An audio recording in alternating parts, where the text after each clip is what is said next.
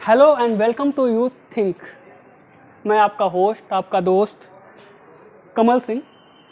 और पता है काफ़ी टाइम से मैं कुछ सोच रहा था। बहुत सोचने के बाद मैं सोच रहा था इस मुद्दे पे मैं ब्लॉग करूं ना करूं, करना सही होगा कि नहीं होगा, समझना सही होगा कि या फिर लोग समझेंगे कि नहीं समझेंगे। सोचने के बाद ना आज मैंने डिसाइड किया कि नहीं, ब्लॉग करते हैं यार। ब्लॉग दूसरा ही है हमारा, लेकिन मुद्दा काफ़ी सेंसिटिव था और ब्लॉग करना इसलिए ज़रूरी हो गया था क्योंकि जो ट्विटर से लेके, फेसबुक से लेके, राजनीतिक गलियारों से लेके और सड़कों तक जो कुछ भी मैंने देखा, उसके बाद मुझे लगा कि मैं भी इस मुद्दे पे बात करूं। और मुद्दा क्या है? किसानों का मुद्दा, किसान आंदोलन।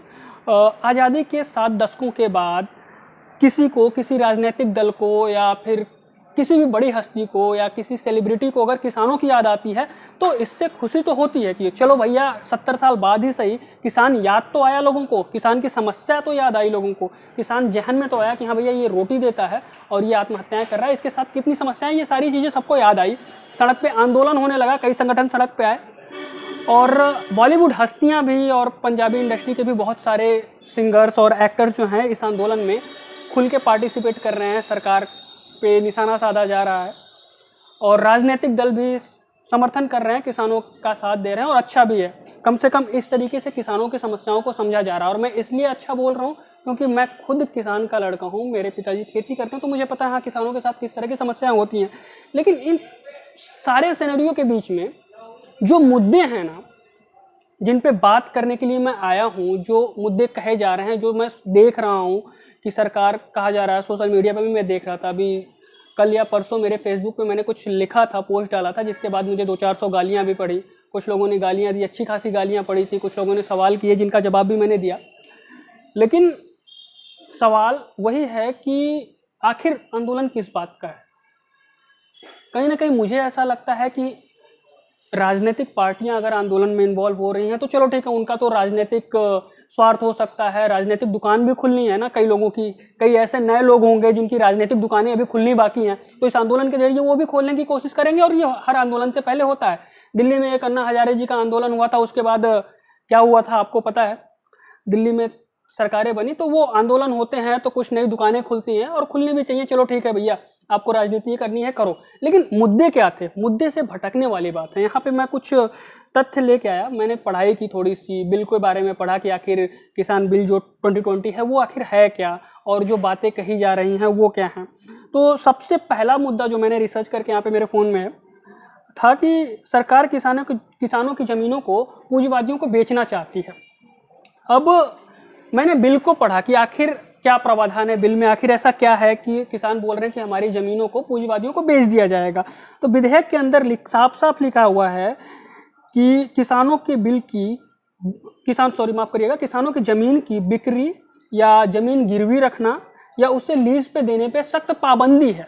यानी इस कानून में सीधा कहा गया कि बेचना, लीज पे रखना या फिर किसी भी तरीके से जमीन का एग्रीमेंट करने पे पाबंदी है। तो फिर आप कहेंगे कि आखिर एग्रीमेंट किस चीज का होगा? ये समझना जरूरी होगा कि एग्रीमेंट आखिर होगा किस चीज का। एग्रीमेंट होगा यहाँ पे फसल का। जो भी फसल आप बोते हैं खेत में, मान लीजिए मैंने गेहूं की खेती की, तो मेरे पूरे खेत का एग्रीमेंट नहीं होगा कि हाँ कोई कंपनी आती है, कोई भी पूंजीपति आता है और मेरे खेत का एग्रीमेंट करा के चला जाता। नहीं नहीं नहीं नहीं, मैं उसको क्लियर कर दूं कि वहाँ पे एग्रीमेंट करेंगे वो हमारी ज़मीन का। दूसरा मुद्दा हो जाता है, दूसरा जो सबसे बड़ा मुद्दा था कि आखिर इतना बवाल क्यों? सरकार बोल ही रही थी, एमएसपी को लेके बातें हो रही थी कि एमएसपी को लेके आओ, एमएसपी को कानून के दायरे में लेके नहीं आए, एमएसपी को कानून के दायरे में लेके नहीं। तो मैंने एमएसपी को पढ़ने की कोशिश की, जानने की कोशिश की कि आखिर था क्या ये, क्यों इतना बवाल हो रहा है कि कानून के दायरे में लाओ, क्या कानून में पहले था, इसे निकाल दिया गया? तो जब मैंने पढ़ा तो मुझे पता चला कि लाल बहादुर शास्त्री जी जब प्रधानमंत्री थे तो उन्होंने 1964 में एक कमेटी का गठन किया और इस कमेटी का कार्य था फसल की न्यूनतम कीमत को निर्धारित करना। यानी जो कि किसान की लागत है कम से कम वो निकल जाए, कम से कम जो न्यूनतम कीमत होती है उसको निर्धारित करना। जिसके बाद 1966 में पहली बार गेहूं की एमएसपी तय की गई। उसके बाद तमाम प्रावधान ऐसे आए, जिसके बाद स्टेट गवर्नमेंट के हाथ में चीज़ें चली गई, स्टेट गवर्नमेंट अपने हिसाब से एमएसपी तय करती थी। लेकिन तब से लेके आज तक ये कानून के दायरे में नहीं था, इसका काम सिर्फ एक कमेटी करती थी। तो आखिर इतना बवाल क्यों? बवाल यहाँ पे सिर्फ एक शब्द को लेके था, एग्रीमेंट वाला, कि अगर एग्रीमेंट कर रहा है सपोज, और ये सही भी है कि अगर किसी चीज़ का एग्रीमेंट हो जाए तो कानूनी तौर पे जितने दिन के लिए एग्रीमेंट हुआ है उतने दिन के लिए वो चीज़ सामने वाले की हो जाती है जो एग्रीमेंट कराता है। और किसान के साथ भी होता है, अगर कोई कंपनी आती है या कोई बाहर से पूंजीपति आता है जो कि फसल का एग्रीमेंट करने के लिए आया है, वहाँ पे टेक्निकली समझने वाली बात यहाँ पे बहुत माइनर सी है कि वो एग्रीमेंट होगा खेत का नहीं, जमीन का नहीं, फसल का। फिर से समझिएगा, फसल का एग्रीमेंट होगा जिसमें भी आप जो भी फसल पैदा कर रहे हैं उस फसल का एग्रीमेंट होगा, और वो जो भी उसमें अगर अच्छी फसल हुई तो प्रॉफिट उनका है, फसल खराब हुई तो लॉस उनका है। किसान को जो मिलना था वो मिलेगा। और इसमें फ़ायदा क्या होगा मैं बता रहा हूँ। सपोज 3 कंपनियां आई एग्रीमेंट कराने के लिए। पहली कंपनी ने आपके फसल की बोली लगाई कि चलो ठीक है, हम 1700 रुपये क्विंटल के हिसाब से धान का वो देंगे आपको, या फिर आपके 1 एकड़ का हम इतना पैसा देंगे आपको। एक बात कह रहा हूँ, मान लीजिए 10,000 देंगे, जो भी देंगे। दूसरी कंपनी बोले इन्होंने 10,000 दिया, हम 12,000 देंगे। तो एक तो आपकी वैल्यूएशन बढ़ रही है ना, किसान का इनकम तो बढ़ रहा है, वहाँ पे आपस में वो वैल्यूएट कर रहे हैं, हाँ ठीक है हम 10 देंगे, वो 12 देंगे, वो 15 देंगे। फाइनल डील जिस पे भी डन होती है वो हो गई। अब उसमें 15,000 की फसल होती है या 16,000 की होती है या 7,000 की होती है, वो नुकसान एग्रीमेंट कराने वाले का, किसान का नहीं। किसान को जितना मिलना था वो मिल गया, तो नुकसान तो नहीं है कहीं पे यहाँ पे।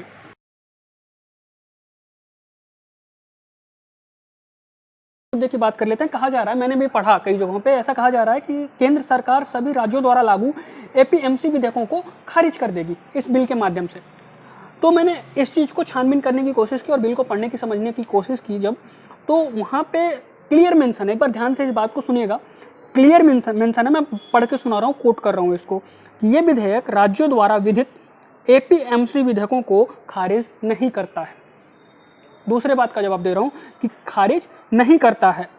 मंडियाँ राज्य सरकारों के इच्छा अनुसार ही चलेंगी, क्योंकि हर राज्य अपना अलग एपीएमसी कानून बनाता है। यानी कि मंडियाँ चलेंगी, जो कहा जा रहा है कि मंडियों को बंद करने की बात हो रही है, एमएसपी को लागू करने की बात हो रही है, तो राज्य जो तय करता है, मंडियों को निर्धारित करता है अपने कानून के हिसाब से, वो उसी हिसाब से ही चलेंगी। ये विधेयक केवल मंडी के बाहर हो रहे व्यापार पर लागू होता है। फिर से समझिएगा, ये विधेयक मंडी के बाहर जो कि प्राइवेटली जो आते हैं लोग और धान और गेहूँ जो भी फसल होती है आपकी खरीद के अपने रेट पे लेके जाते हैं, वैसे सिचुएशन में ही ये कानून लागू होता है। मंडियों के ऊपर कोई इफेक्ट नहीं पड़ता है। दूसरी चीज, एक चीज और मेंशन है कि ये विधेयक व्यापारियों की प्रतिस्पर्धा के चलते किसानों की उचित दाम दिलाने की बात है। इसमें एक चीज़ मैंने अभी लास्ट वाला जो पॉइंट है, जो मैंने अभी इससे पहले बताया आपको, उसमें क्लियर मेंशन किया गया कि ये विधेयक सिर्फ इसलिए लाया गया है कि व्यापारियों की जो फसल खरीदने की स्पर्धा है, यानी जो उनमें होड़ है कि नहीं मैं खरीदूंगा, मैं ज़्यादा खरीद लूँ, तो इसके लिए इसको लाया गया है ताकि आपस में जो होड़ हो रही है उसमें किसान को बेहतर बेनिफिट मिल सके, यानी उसका इनकम बढ़े। अब आते हैं अगले पॉइंट की तरफ। एक पॉइंट इसमें यह कहा गया है कि मोदी सरकार इस विधेयक के जरिए किसानी की जो ज़मीनें हैं उनको पूंजीवादियों को देना चाहता है, जो कि मैंने आपको पहले ही बता दिया कि पूंजीवाद पे जो बात हुई थी, तो मैंने बताया अभी कि बेच नहीं सकते आप उसको, लीज पे नहीं दे सकते, और अगर किसी हालत में किसान अपनी ज़मीन बेचने पे मजबूर हो जाता है, उसके पास दूसरा कोई ऑप्शन नहीं होता है, तो उसके लिए बाकायदा अलग प्रावधान किया गया है, जो कि कोई बिजनेसमैन नहीं।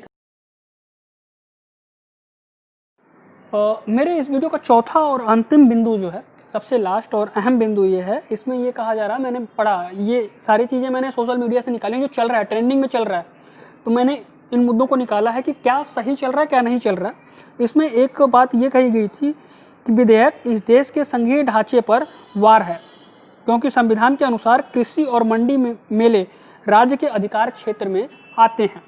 अब फिर से मैं कोट करूँगा कि ये कानून आखिर क्या कहता है। संविधान के केंद्रीय लिस्ट के एंट्री 42 में, यानी कि यहाँ पे जो एंट्री 42 है संविधान के केंद्रीय लिस्ट का, उसके अनुसार केंद्र सरकार अंतर्राज्यीय व्यापार वाणिज्य पर विधेयक पारित कर सकता है, यानी कि इस पे विधेयक पारित किया जा सकता है। और इसके लिए एनडीए की जो नई सरकार है, ये सरकार जो है, यही नहीं, इससे पहले जब यूपीए की सरकार थी तब भी इस पे बात हुई थी, इसका प्रस्ताव रखा गया था, और जब शरद पवार जी कृषि मंत्री थी तो उन्होंने भी इस चीज़ को स्वीकार किया था कि हाँ ये चीज़ें लागू होनी चाहिए। अब आते हैं मेन मुद्दे पे। जब ये सारी चीज़ें इतना स्पष्ट तरीके से बिल के अंदर, विधेयक के अंदर समझाया गया था, बताया गया था, तो फिर इस तरह के भ्रम क्यों फैलाए जा रहे हैं? सवाल इसलिए था क्योंकि किसान का लड़का मैं भी, और मुझे भी जानने का हक था, इसलिए मैं पढ़ रहा था, समझ रहा था और जानने की कोशिश कर रहा था कि आखिर आंदोलन लंबा चलता है तो फायदा किसका है। घर से बाहर ठंड में किसान सड़क पे बैठता है तो उसका लाभ किसको मिलता है? जरूरी तौर पे जब भी कोई आंदोलन सत्ता के खिलाफ होता है, सिंहासन के खिलाफ होता है, तो उसका फायदा हमेशा अपोजिशन में बैठे हुई पार्टी और लोगों को मिलता है, जो कि आज के समय में, वर्तमान में जो भी पार्टी हुई अपने हिसाब से इस चीज़ को भुनाने की कोशिश कर रहे हैं। लेकिन समझने वाली बात यहाँ पे तब आ जाती है जब पब्लिक फिगर यानी कि सेलिब्रिटीज़, जो कि मैं कहूँगा सेलिब्रिटीज़, बड़े बड़े लोग, वो इस तरीके की हरकतें करते हैं और आते हैं बिना मुद्दे की बात पे। कुछ कहते हैं किसानों के हक की बात करो तो मुद्दे पे करो ना। बहुत सी समस्याएं हैं किसानों पे जिसको लेके सरकार के ऊपर वार किया जा सकता है, सही चीज़ के ऊपर।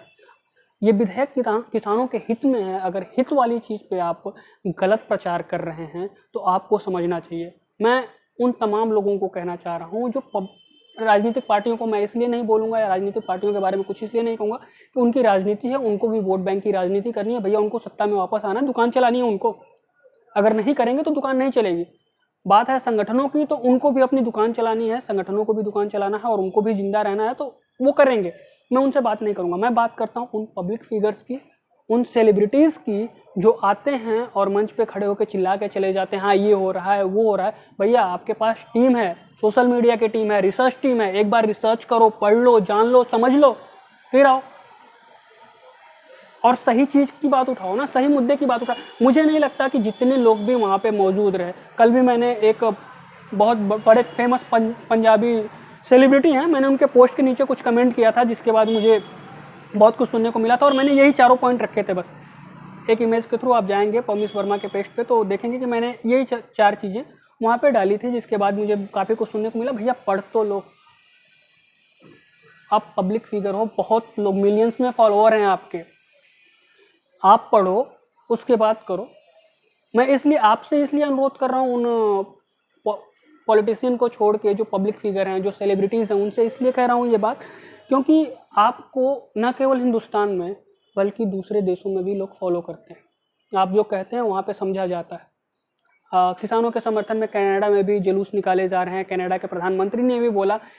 हालांकि मैं उस मुद्दे पे तो उतना कुछ बोलूँगा नहीं क्योंकि हमारा अंदरूनी मामला है और हम उसको समझ लेंगे, लेकिन इस चीज़ का सबसे गहरा असर जो पड़ा पाकिस्तान जैसा देश, जिसके पास खाने को नहीं है, जिसे चाइना अंडरवियर के बने मास्क सप्लाई करता है, वो मास्क पहनने वाला आदमी आ जाके बोलता है मैं किसानों का समर्थन करो। भैया तू अपने घर देख ले, तुम्हारे घर में ले लो, कहीं चले जाओ, कर लो।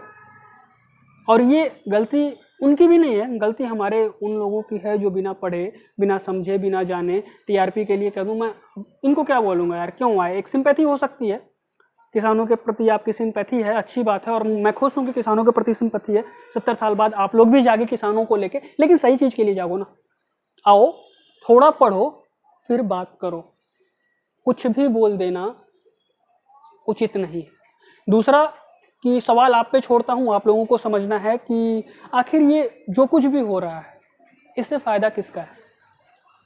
किसान सड़क पे है, विधेयक बिना पढ़े लोग कुछ भी बोल रहे हैं। मैंने समझाया, बताया 4 चीज़ें जो विधेयक में है। आप चाहें तो गूगल कर सकते हैं, गूगल करके पढ़ लीजिएगा, फिर मुझे बताइएगा कमेंट सेक्शन में कि मैं कितना सही बोल रहा हूँ और गलत बोल रहा हूँ। बिना पढ़े मत बोलिएगा, लेकिन अगर मैं सही बोल रहा हूँ, जो कि मैंने पढ़ के बोला, पढ़ के सुनाया, इवन कोट किया है मैंने एक चीज़ों को, तो इसका फ़ायदा कौन उठाना चाहता है। समझने वाली बात है। Think about it, youth think. अगर युवा की बात करते हैं तो यूथ की तरह सोचिए, समझिए, पढ़िए और थिंक अबाउट इट। इसलिए मैं बोलता हूँ यूथ थिंक, युवा सोचो। नमस्कार।